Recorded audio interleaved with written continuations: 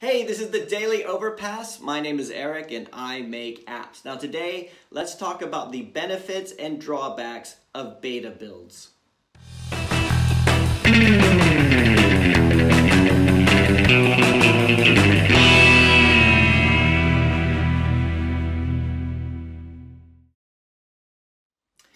Okay, so today I want to answer a question that came in a couple of days ago on episode 378 from Siddharth Shakya, who said, "Today I launched my new app with beta version. Can you make a video explaining what are the drawbacks and the benefits of launching an app under beta version?"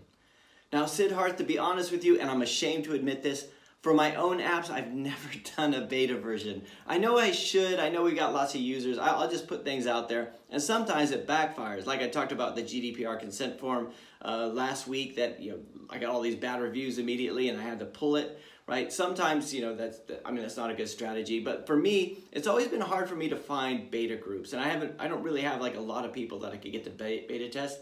I mean, I probably could if I wanted to, but I just haven't.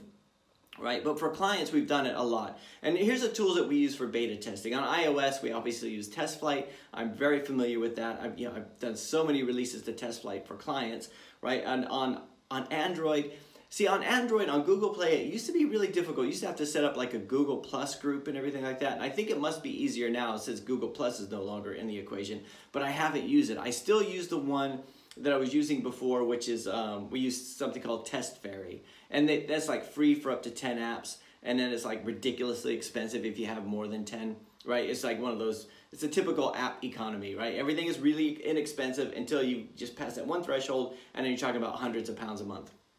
Right, so what I'm always doing is removing the old apps and adding the new apps and everything like that, and it works really well because you don't need to ask what is the email address of the Google Play account and all this kind of stuff when you're setting up those test users to add them on there. You can just send the email out and they can just do it whatever, because that's usually the big drawback with me. It's like they'll send an email address, but they have 2 or 3 email addresses, and I need to find out which one did you register on Google Play with, and then I say I didn't know, and you spend all this time there. So that's what I use Test Fairy and I use TestFlight. So the benefits and the drawbacks.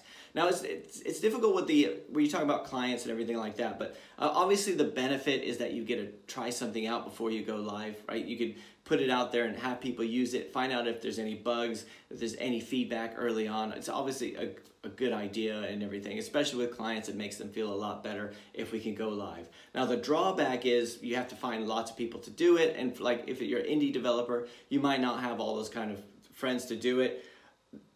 And also when you're asking your friends and coworkers and everything like that to try out your apps, hey, could you please just spend a bit of time doing it?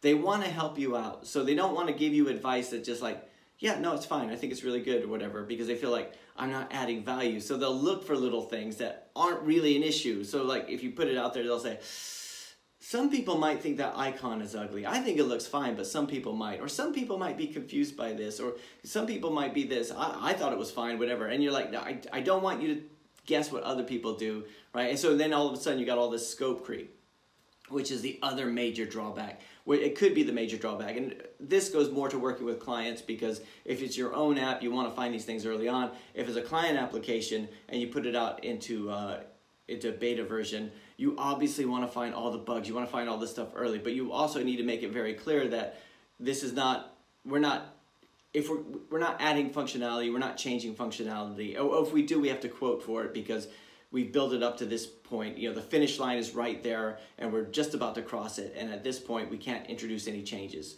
Or we can, but we have to make sure that they get charged for, because that's, as a developer, scope creep is something that you're always looking for. And the beta build, when you hear something like that, you might think, I don't really want to have scope creep, but it does really help. And it's such a simple process. It used to be, TestFlight used to be really difficult because it would only give you like 30 days the beta build, and sometimes I've had clients test for 6 months. Now it's like 2 months. I think it actually might be 90 days. No, it's 90 days now on TestFlight, and on Test Fairy you can just do it for as long as you want. So those are the builds that I use. And like for those of you guys out there who do a lot of beta builds, let me know in the comments how you guys do it, because I know that this is an area that I'm lacking in. And Siddharth, I'm just telling you what I know and what I've done in the past, but for those of you guys out there who have a bit more experience with this, I'd love to hear what you guys have to say. And anyway, that's it for today. I'll talk to you guys tomorrow.